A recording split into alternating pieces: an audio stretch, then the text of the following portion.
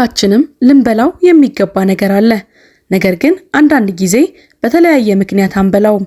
ነገር ግን ሊያስደንቀን የሚችለው ነገር ቢኖር በዓለም ላይ ብዙ ጥሩ ፍራፍሬዎች መኖር ብቻ ሳይሆን ብዙዎቹ ደግሞ መቼም አይተንም ሰምተናቸውም የማናውቅ መሆናችን ነው።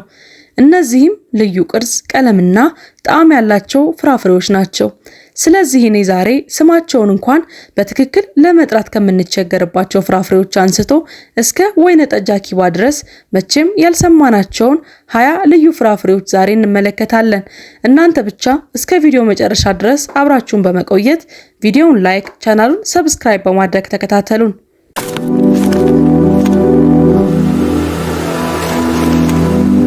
20ኛ ጃቡኪታባ።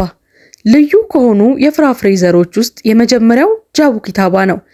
እናም እውነት ለመናገር ስለሱ ሰምተን የማናቅበት በጣም ቀላል ምክንያት አለ። ይህ የብራዚል ፍሬ ነው። ይህ በራሱ ችግር ባይሆንም እንደ ኢትዮጵያ ያሉ ሀገሮች ከተለያዩ ሀገራት አትክልትን የማስገባት አቅምም ስምምነትም የለንም። ነገር ግን ይህን ፍሬ በተመለከተ ሰምተንም ሆነ ቀምሰን የማናቅበት ምክንያት በቀላሉ የመበላሸት እድሉ ከፍተኛ ነው። ከተመረተባቸው ሀገሮች እንኳን አይላክም።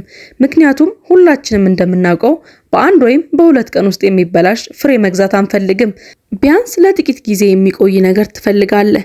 ነገር ግን ጃቡኪታባ ጉዳይ እንደዚህ አይደለም። ጃቡኪታባ ሲታይ የወይን ፍሬ ይመስላል።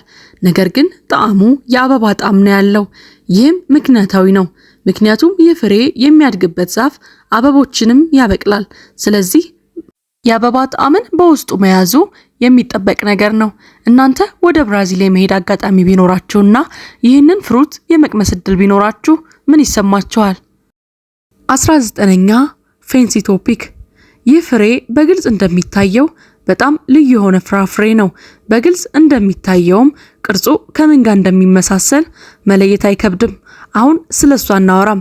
ስለ ፍራፍሬው በሚገባ እንመልከት። ፌንሲቶፒክ ከቬትናም የመጣ ሲሆን ሚልክ ሚሎን ተብሎ ይታወቃል። የሞከሩ ሰዎች እንደሚሉትም በጣም ጣፋጭ ፍሬ ብቻ ሳይሆን ከበሉት በኋላም ጉልበት እንደተሰማቸውና ጉልበት እንደሰጣቸው ተናግረዋል። ታዲያ ይህንን ፍሬ በተፈጥሯዊ ቦታ እንዲበቅሎ ብታገኙት የመብላት ፍላጎት ይኖራቸዋል? እስኪ በኮመንት ሴክሽን ላይ አሳውቁኝ። 18ኛ ወይነ ጠጃማው አኪባ ፍሬ the purple akiban fruit። ቀጣይ የምናየው ጃፓን ውስጥ የሚገኘው ወይነ ጠጃማው አኪባ የሚባለውን አስደናቂ ፍሬ ነው። ይህ ፍሬ ለምን በጣም እንግዳ እንደሆነ ለመረዳት እንሞክር እስኪ። በዋናነት ቀድሞውኑም የተሰበረና ውስጡም የተጋለጠ ይመስላል። ነገር ግን ይህ መደበኛ መልኩ ነው። መጀመሪያ የተገኘው በጃፓን ተራራማ አካባቢዎች ቢሆንም በሚገኙበት ደን ውስጥ ለረጅም ጊዜ የአበባው ጊዜ በመሆኑ የጸደይ ወራት እየመጣ እንደሆነ የሚያመላክት ነበር። አሁን ስለዚህ ፍሬ በርካታ አስገራሚ ነገሮችን ልንገራችሁ። እናም ከሁሉም ያነሰው ይህ ፍሬ ቢሆንም በጣዕሙ ጥሩ አይደለም። ጃፓኖችም ይህንን ፍሬ ከረጅም ጊዜ በፊት ቢያውቁትም ገበያ ላይ አላወጡትም። ምክንያቱም ጣዕሙ ብዙም አይደለም። እናም እውነቱን ለመናገር በህይወታችን ውስጥ በቂ ጣዕም የሌላቸው ብዙ ነገሮች አሉን። ታዲያ ለምን ሌላ ጣዕም የሌለው ነገር እንጨምራለን? ነገር ግን ምዕራባውያን ሰዎች መጡና በተለይ አንድ ሰው ፍሬውን በልዩ መንገድ አምርቶ ተወዳጅና እንግዳ የሆነ ነገር እንዲሆን አደረገው። አሁን የተሻሻለውን ወይነ ጠጃማ አኪባ ለቱሪስቶችና ያልተለመዱ ፍራፍሬዎችን ለሚፈልጉ ሰዎች ተወዳጅ ነገር ሆኗል። አንድ ሰው የጣለው ነገር ለሌላው ሰው ውድ ነው የሚለው አባባል እዚህ ጋር ሰርቷል። ምን ታስባላችሁ? 17ኛ የቡድሃ እጅ ወይም ቡድሃ ሳንድ። የቡድሃን እጅ ብትመለከቱ ወይ በጣም የተበላሸ ፍሬ ነው ወይ ደግሞ ከባዕድ ዓለም የመጣ ነው ብላችሁ ታስቡ ይሆናል። ምክንያቱም የተለመደ የፍራፍሬ ገጽታ የለውምና። እናም በተወሰነ ደረጃ ጥርጣሬያችሁ ትክክል ይሆናል። ይህ ጣት ሲትሮን በመባል ይታወቃል። አንድ አይነት የሎሚ ፍራፍሬ ነው። ከሌሎች የሎሚ ምርቶች የሚለየውም ብዙ ምክንያቶች ሲሆኑ ከነዚህም አንዱ ቅርፊት ብቻ ያለው በመሆኑ ነው። ይህም ዘር ወይም ፍሬ ጭማቂም የለውም ማለት ነው። ስለዚህ የተለመደው የፍራፍሬ አይነት አይደለም። ፍሬውን የሚያውቁት ሰዎች እንደሚሉት አመጣጡ ከህንድ ሲሆን በቡድሂስት መነኩሴዎች አማካኝነት ወደ ቻይና መጣ። ይህም ስታስበው ያልተለመደ አይደለም። ከጊዜ በኋላ የቡድሃ እጅ በጣም አዎንታዊ ዝናን አገኘ። በቅንጦት ሽታው ብቻ ሳይሆን ምልክት በመሆኑም ጭምር። ግን ይህ ፍሬ የምን ምልክት ሊሆን ይችላል ብላችሁ ከጠየቃችሁ መልሱ አለ። የመልካም ነገር፣ የደስታና የዘላለም ሕይወት። ይህ ምልክት በአዲሱ የጨረቃ ዓመት ሰዎች ደስታቸውንና እድሜያቸውን ለማሳደግ እንደ ስጦታ ይጠቀሙበታል። ፍሬው ከመሸጡ በፊትም በደንብ መጸዳት አለበት። እናም ቅርጹ አስቸጋሪ በመሆኑ አንዱን ፍሬ ብቻ ለማጽዳት እስከ 30 ደቂቃ ሊወስድ ይችላል። 16ኛ ዱሪያን። ዱሪያን በደቡብ ምስራቅ እስያ ውስጥ የሚገኝ ሲሆን በዚያ የሚገኙ ገበሬዎችና የአካባቢው ማህበረሰቦችም ዱሪያንን የፍራፍሬዎች ንጉስ አድርገው ይቆጥሩታል። በዚያ አካባቢ የሚኖሩ ነዋሪዎች ዱሪያንን የፍራፍሬዎች ንጉስ ለምን ብለው ሰየሙት? በውስጡ ያሉት ንጥረ ነገሮች ናቸው።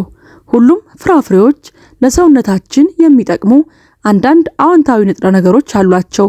ለዚህም ነው በአብዛኛው ጤናማ ምግቦች የሆኑት። ነገር ግን በሰውነታችን በዱሪያን ጉዳይ አሁንም ከምናውቃቸው ከሌሎች ፍራፍሬዎች ሁሉ የበለጠ ንጥረ ነገር ይዘት አለው። ይሁን እንጂ አንድ ችግር አለ። ውጫዊ አካሉ እሾካማ ሲሆን ይህም ይዋጋል። ለዚህም ፍራፍሬውን ለመመገብ እጅግ አስቸጋሪና ውስብስብ ነገር ያደርገዋል።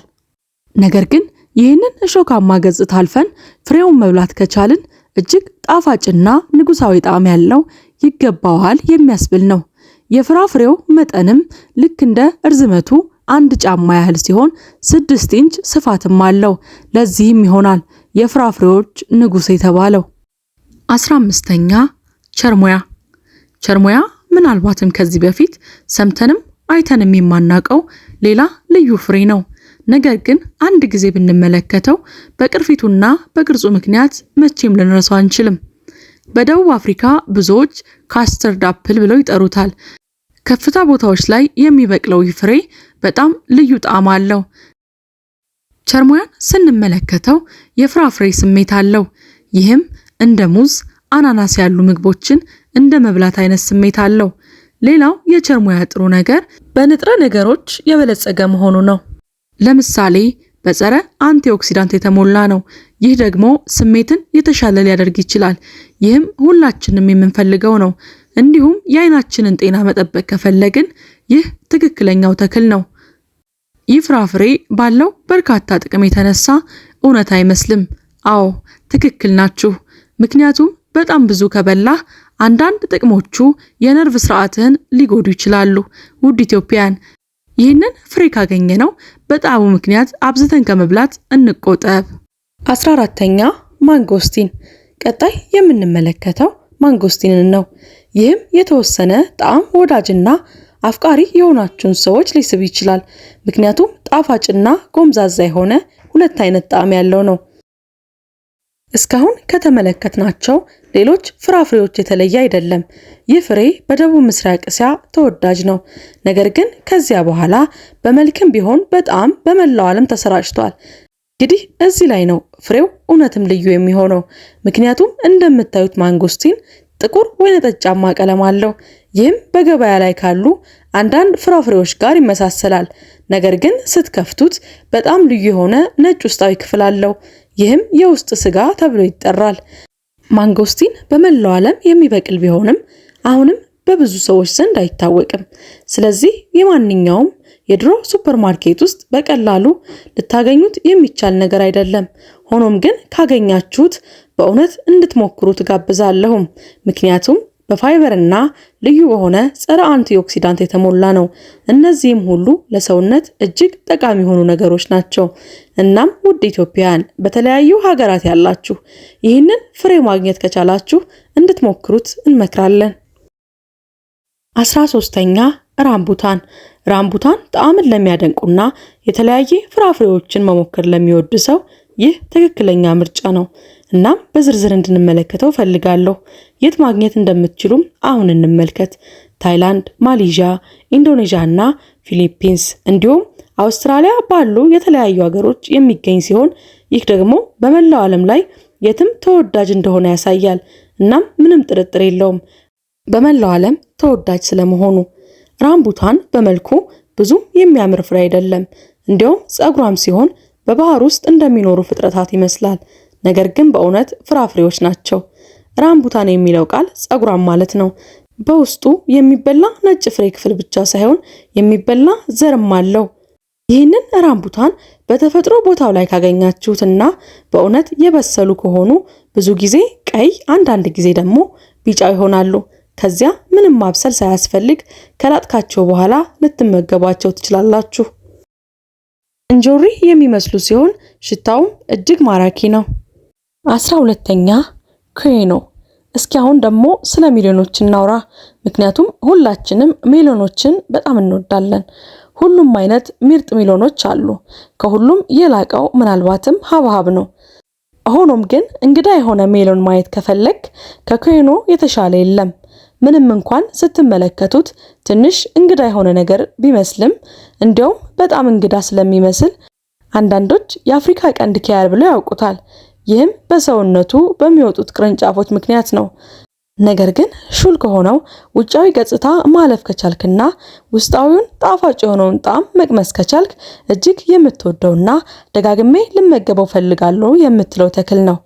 በዛም በተጨማሪ ለጤናም ጥሩ የሆነ ጠቀሜታን ታገኛለህ። ለምሳሌ ቫይታሚን ኤ፣ ቢ6፣ አይረን፣ ፖታሺየም፣ ካልሲየም እና 92% ካሎሪዎችን ታገኛለህ። ስለዚህ ጤናማ ፍሬ ነው። 11ኛ ቀይ ሙዝ ወይም ሬድ ባናና። ሬድ ባናና ከተለመደው ሙዝ አጭር፣ ሰፊና ትንሽ ወፍራም በመሆኑ ነው። ይህም ብዙ ጊዜ ከምናውቀው ሙዝ ረጅም እና ቀጭን ከሆነ ይለያል። ከዚህም በላይ የተለመደ ሙዝ ሲበስል ነው የሚበላው አይደል? ይህ ደግሞ ሳይበስል መመገብ የምንችለው ሲሆን ይህም እንደ ስታርች ያሉ ነገሮችን ማግኘት እንችልበታለን።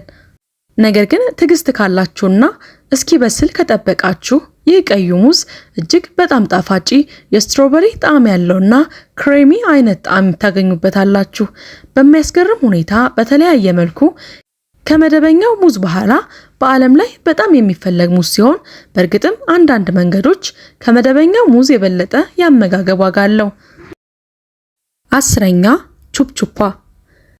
ቹፕቹፓ በጣም የሚገርም ገጽታ አለው። ይህም በመጀመሪያ ለአንዳንድ ሰዎች ትንሽ አጸያፊ ሊያደርገው ይችላል።